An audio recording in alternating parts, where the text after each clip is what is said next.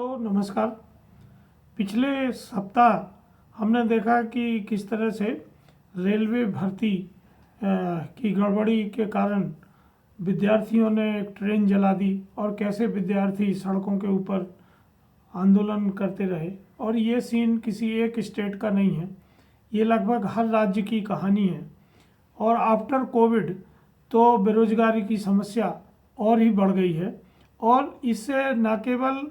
वो लोग जूझ रहे हैं जो पहली बार जॉब मार्केट में आ रहे हैं, बल्कि वो लोग भी जो जूझ रहे हैं जिनकी कोविड की वजह से नौकरी चली गई है। क्योंकि कोविड में जब भी लॉकडाउन हुआ है तो बहुत सारे उद्योग धंधे, बहुत सारे सर्विस सेक्टर के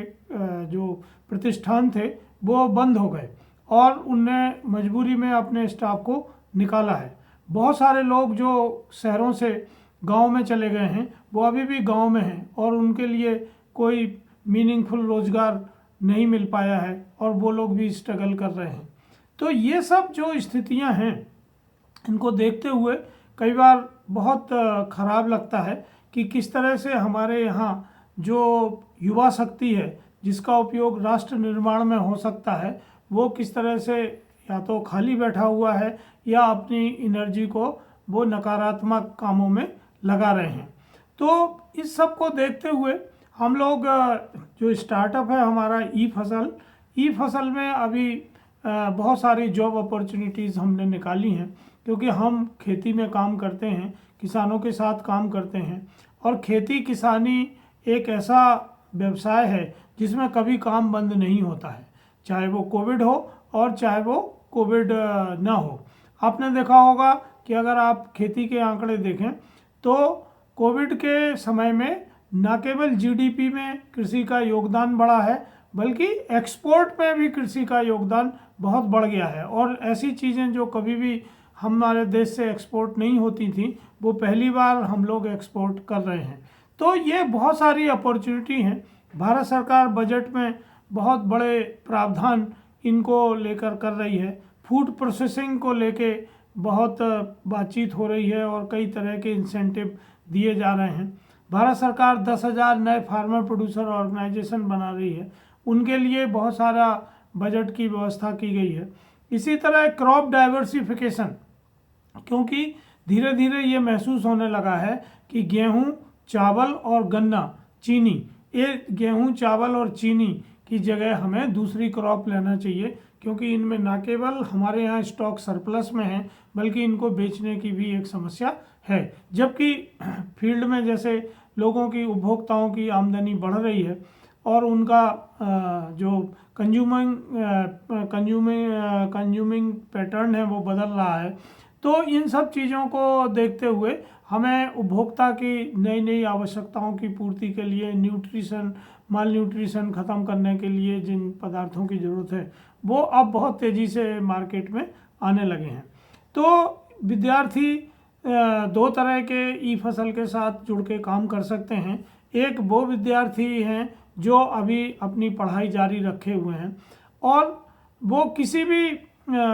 ईयर में हो, इससे कोई फ़र्क नहीं पड़ता। हमारे यहाँ ये जो कंसेप्ट है कि इंटर्नशिप केवल फाइनल ईयर में होगी, इसके मैं विरुद्ध हूँ। क्योंकि जो प्रैक्टिकल है वो हमें शुरू से ही सिखाना चाहिए और विद्यार्थियों को ये ध्यान में रखना चाहिए कि आगे अगर उन्हें अपना खुद का काम करना है या उन्हें कहीं जॉब चाहिए तो उनको अपना 40% काम थ्योरी में लगाना चाहिए, 40% समय, और 60% समय उनको उस प्रैक्टिकल को सीखने में लगाना चाहिए, ताकि जब उनकी डिग्री पूरी होती है तो या तो वो अपना काम कर सकें और या फिर वो कहीं नौकरी पाएं जिस कंपनी में। अब यहाँ कई तरह के कंपनियां काम करती हैं, जैसे खाद की कंपनियां हैं, बीज की कंपनियां हैं, दवाई की कंपनियां हैं। अब खाद में भी कई तरह के खाद हैं, बीज भी कई तरह के हैं और पेस्टिसाइड भी कई तरह के हैं, मशीन उपकरण भी कई तरह के हैं, डेयरी है, पशु आहार है। तो इन सब में प्रैक्टिकल जब तक विद्यार्थी नहीं सीखेगा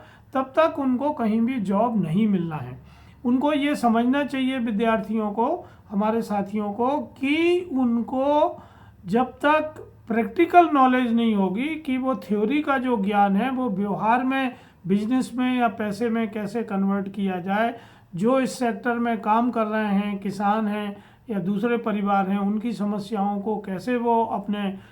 इनोवेटिव आइडिया से दूर कर सकते हैं, तब तक उन्हें काम नहीं मिलेगा। तो ई फसल यहाँ आपको एक मौका देती है कि आप ई फसल के साथ इंटर्नशिप कर सकते हैं, और आप अपने किसी भी स्टेज में हैं, अगर आपने हाई सेकेंडरी 12 पास किया हुआ है, उसके बाद आप किसी भी ईयर में ई फसल के साथ इंटर्नशिप कर सकते हैं, जहां हम आपको प्रैक्टिकल ट्रेनिंग देने की कोशिश करेंगे ताकि आपको उस विषय की व्यवहारिक ज्ञान अच्छे से आ सके जिस क्षेत्र में आप अपना भविष्य का रोजगार बनाना चाहते हैं। दूसरे विद्यार्थी वो हैं जिन्होंने अपनी पढ़ाई पूरी कर ली है, या तो बीएससी कर ली है या एमएससी कर ली है, और आज वो इंतज़ार कर रहे हैं कि कहीं उनको नौकरी मिले। हमारे पास जब भी हम अपने ऑर्गेनाइजेशन में जॉब्स निकालते हैं, हज़ारों विद्यार्थी बच्चे अपनी सीवी हमें भेजते हैं। जब उन सीवी को आप देखते हैं तो कई लोग ऐसे विद्यार्थी हैं जिनने अपनी डिग्री पूरी कर ली है पर वो कहीं काम नहीं कर रहे हैं, यहाँ तक कि उनके घर में खुद खेती होती है पर वो उसमें भी रुचि नहीं लेते हैं, जबकि वो एग्रीकल्चर में ही अपना रोजगार लेना चाहते हैं। तो ऐसे विद्यार्थियों के लिए मेरा अनुरोध है कि उनके लिए दो तरह की अपॉर्चुनिटी हैं। एक अपॉर्चुनिटी है कि अगर वो अपनी दुकान खोलना चाहें तो ई फसल का जो फ्रेंचाइजी मॉडल है उसके तहत वो अपनी दुकान खोल सकते हैं, जिसमें seed, fertiliser, pesticide, bio, micro nutrient, पशु आहार और लाइट मशीन इक्विपमेंट वो वहाँ से किसानों को बेच सकते हैं। अगर वो अपनी दुकान खोलते हैं तो ई फसल की जो टीम है वो उनको लाइसेंस लेने में मदद करती है, वो उनको मेंटरिंग देती है, उनको फाइनेंस के लिए मदद करती है, इन्वेंट्री बिल्ड करने में मदद करती है और उनको सप्लाई में मदद करती है। उनको फ़ायदा ये होता है ई फसल का फ्रेंचाइजी लेने से कि उन्हें किसी भी कंपनी की डीलरशिप या डिस्ट्रीब्यूटरशिप नहीं लेना पड़ती है, और उसमें जो डिपॉजिट उनका होता है वो पूरा पैसा उनका बच जाता है, और वो अपना पूरा टाइम मार्केटिंग के ऊपर लगा सकते हैं और अपने कस्टमर्स की प्रॉब्लम सॉल्विंग में लगा सकते हैं। उनको ई फसल उनकी दुकान तक मटेरियल पहुंचा कर देती है, और होलसेल का मटेरियल होता है जो वो रिटेल में अच्छे मार्जिन के साथ बेच सकते हैं। दूसरे विद्यार्थी ऐसे हैं जो अपनी दुकान भी नहीं खोलना चाहते, वो हमारे साथ मार्केटिंग एग्जीक्यूटिव के तौर पे जुड़ सकते हैं। अब इसमें अगर उनके पास अनुभव है तब तो उनको सीधे सीधे हम एक सैलरी स्केल पे लेते हैं। अगर उनके पास अनुभव नहीं है तो हम उनको अप्रेंटिसशिप पे रखते हैं। उनको हम व्यवहारिक ज्ञान सिखाने के लिए 3 महीने में स्टाइफंड पर रखते हैं, और जैसे जैसे वो मार्केटिंग सीख जाते हैं तब उनकी नियमित सेवाएं ई फसल में हो जाती हैं। तो दोस्तों, जो लोग गांव, गरीब, खेती इनके साथ काम करना चाहते हैं, और ये बहुत बड़ा सेक्टर है, इसमें आप देखिए कि इसका जो निगेटिव प्रचार हो रहा है इसकी वजह से बहुत सारे बच्चे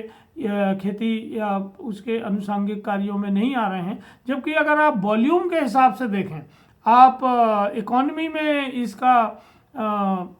स्थान देखें, और अगर आप ये देखें कि आज भी 56% पॉपुलेशन को रोजगार खेती या उनके अनुषंगिक कार्यों में ही मिलता है, तो ये बहुत महत्वपूर्ण सेक्टर है और बहुत प्रॉमिसिंग सेक्टर है, और मैं आपको ये गारंटी देता हूं कि आप इसमें अपना बहुत अच्छा भविष्य बना सकते हैं। तो आप में से जो लोग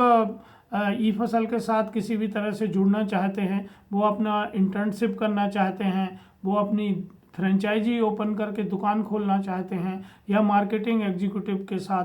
के रूप में वो हमारे साथ जुड़ना चाहते हैं, तो वो निश्चित ही हमें संपर्क करें, और हमारी टीम उनके साथ काम करेगी, और हम उनको इस क्षेत्र में काम करने का न केवल व्यवहारिक ज्ञान देंगे, बल्कि उनको एक ऐसा एग्री एंटरप्रेन्योर बनाने की कोशिश करेंगे कि भविष्य में वो दूसरे लोगों को भी अपना रोजगार मुहैया कर सकें अपने प्रतिष्ठान में। तो आइए, देर किस बात की है, इसको शुरू करते हैं, और इसमें जो भी विद्यार्थी हैं उन्हें निराश उदास होने की ज़रूरत नहीं है। वो ई फसल के साथ जुड़ें और अपनी इस युवा शक्ति को राष्ट्र निर्माण में लगाएं और कदम से कदम मिला के काम करें। धन्यवाद।